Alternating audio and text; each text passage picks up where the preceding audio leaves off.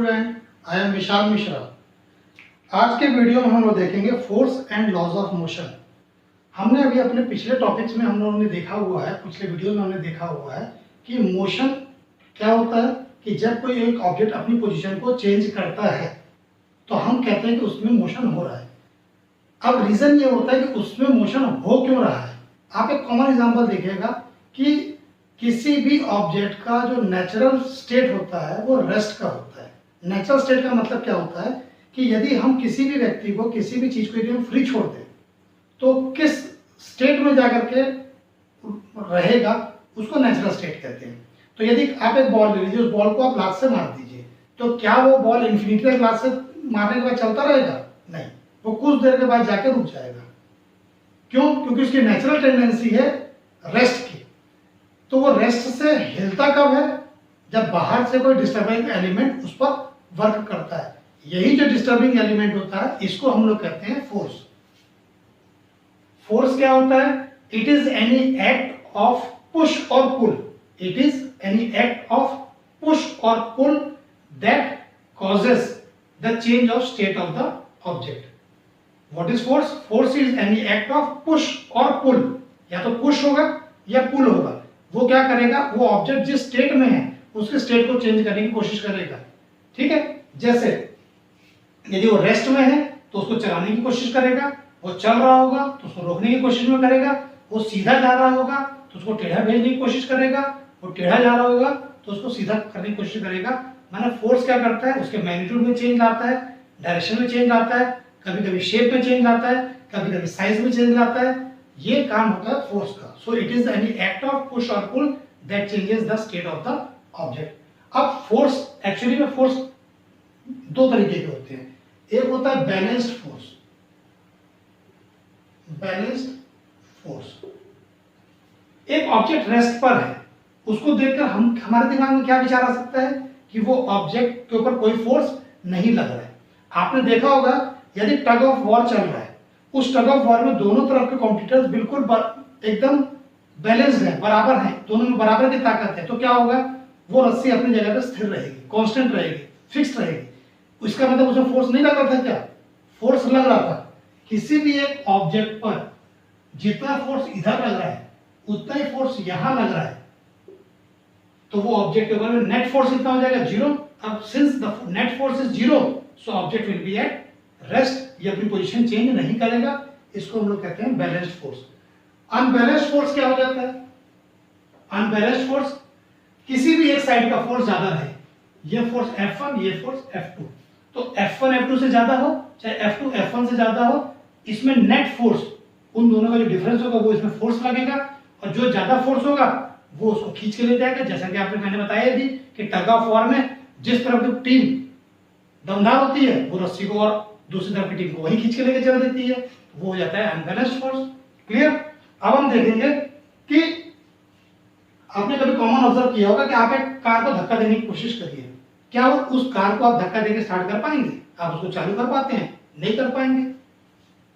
आप एक और अपने दोस्त को बुला लीजिए, अब दोनों मिलकर धक्का लगाएं, फिर देखेंगे कार फिर नहीं चलेगी। क्योंकि क्या होता है, जो एक ऑब्जेक्ट होता है उस पर जब हम फोर्स लगाते हैं तो ऑटोमेटिकली एक फोर्स होता है नेचुरली जो उसके ऑपोजिट डायरेक्शन में लगना शुरू हो जाता है। This force is known as frictional force.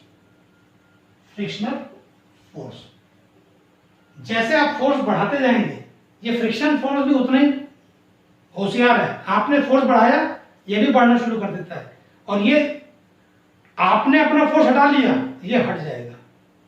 ऐसा नहीं कि आप फोर्स नहीं लगाओगे तो ये गाड़ी वापस आ जाएगी, गाड़ी वहीं रहेगी। आप जब जब फोर्स बढ़ाते जाओगे ये बढ़ते जाएगा। कब तक? जहां तक इसकी बढ़ने की पोजीशन है, तो उस पोजीशन तक ये गाड़ी मूव नहीं करेगी।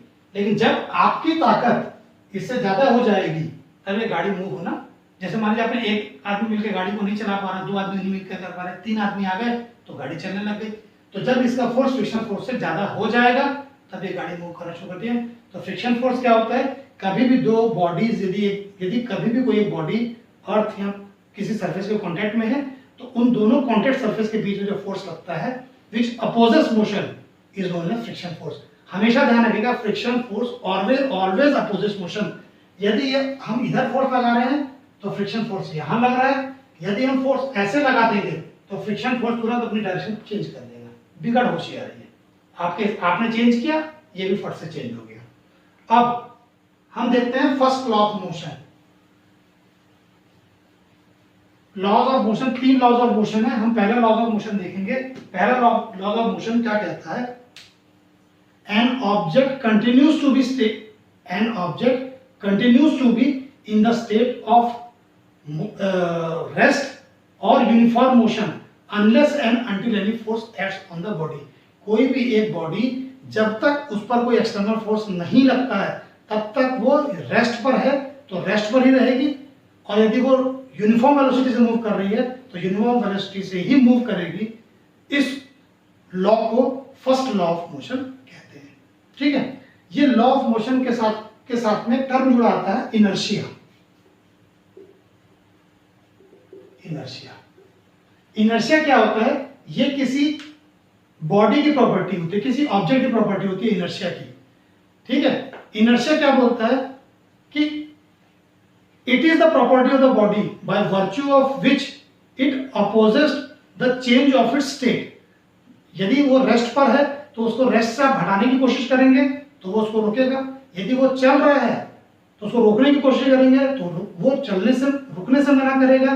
तो इनर्शिया क्या होता है? It is the property of the body by virtue of which it opposes the change in its state. वो इनर्शिया प्रॉपर्टी होती है। और लॉज ऑफ मोशन में हमने देखा था कि लॉज ऑफ मोशन भी क्या कहता था कि unless and until any external force acts on the body it does not changes it's state. इसीलिए हम लोग फर्स्ट लॉ ऑफ मोशन को लॉ ऑफ इनर्शिया भी कहते हैं। इनर्शिया जो होता है इसको डिफाइन करता है बॉडी का वेट। आपने देखा होगा कि जो बहुत मोटा आदमी होता है इसको यदि बोलेंगे चल तो बेचारे को उठने में समय लगता है। क्यों? क्योंकि उसकी बॉडी उसको अलाउ नहीं करती है कि वो उठे।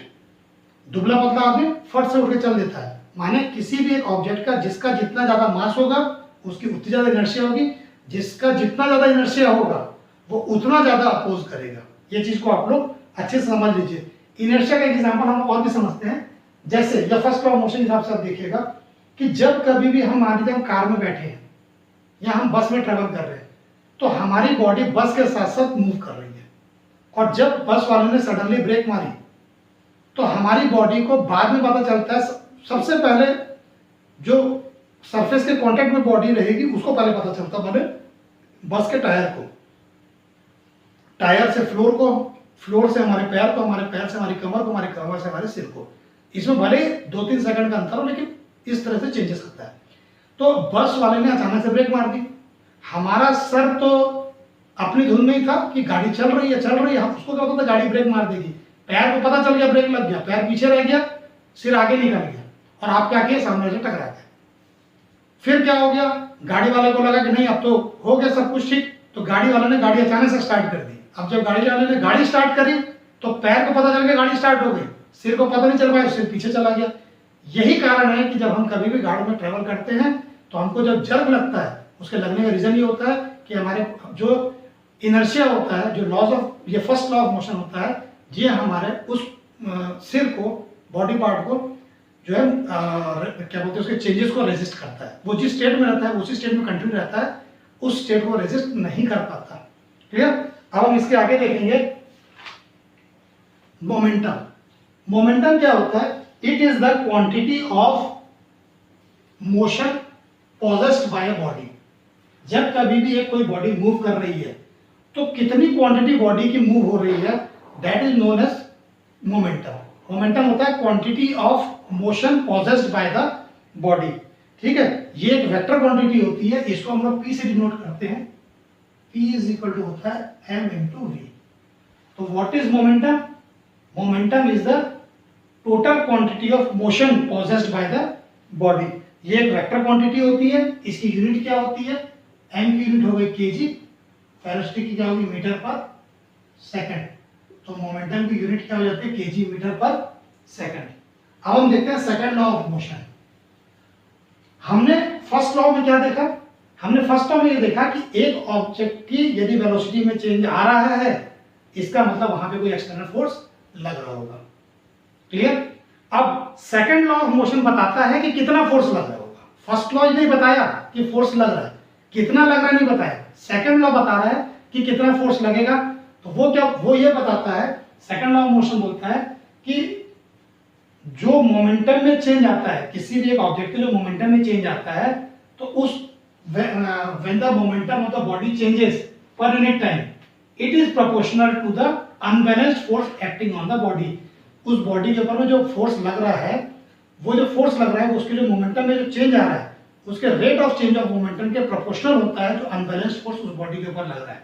और जो फोर्स लगेगा वो जिस डायरेक्शन में मोमेंटम में चेंज आएगा उसी डायरेक्शन में वो फोर्स भी लगेगा।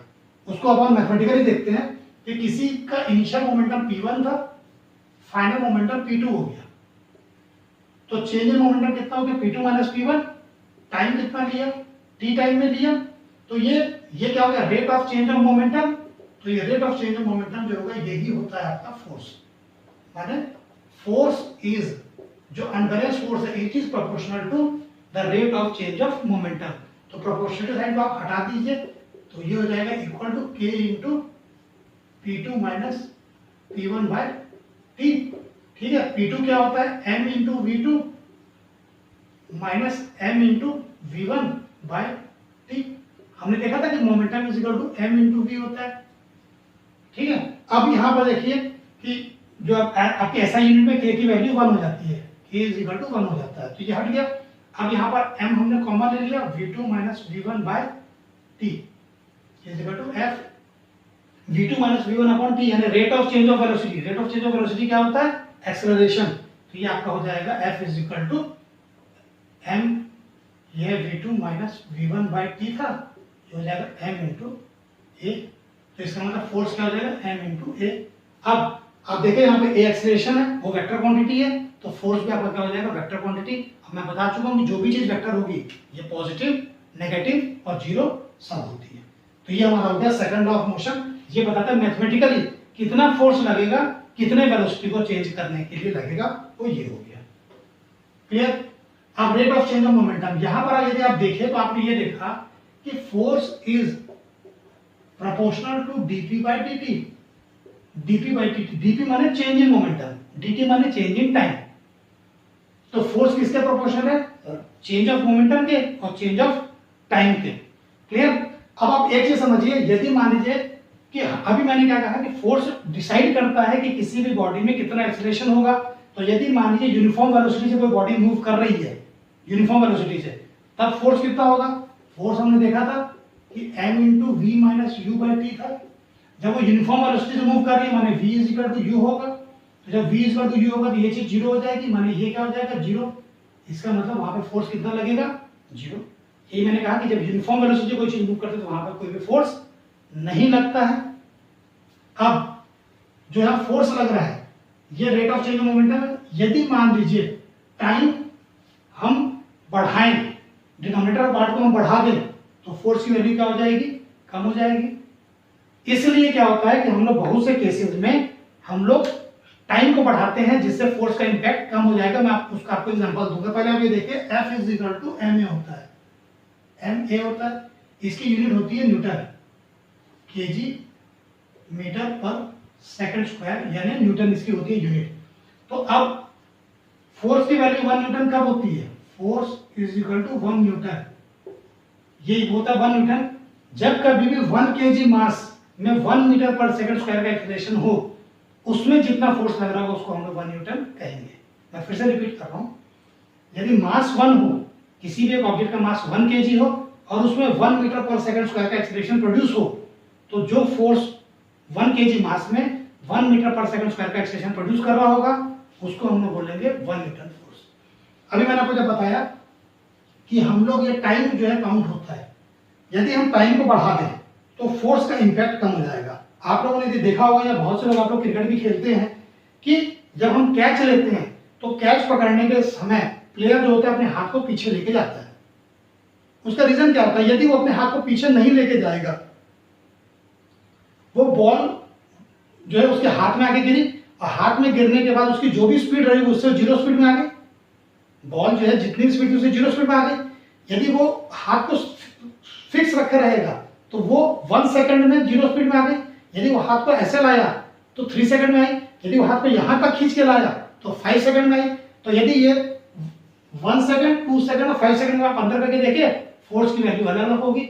इसीलिए यदि वो हाथ को पीछे खींचेगा तो इम्पैक्ट जो रहेगा वो फोर्स का इम्पैक्ट कम आएगा, तो कैच छूटने की चांसेस और हाथ में चोट लगने की चांसेस कम हो जाएगी।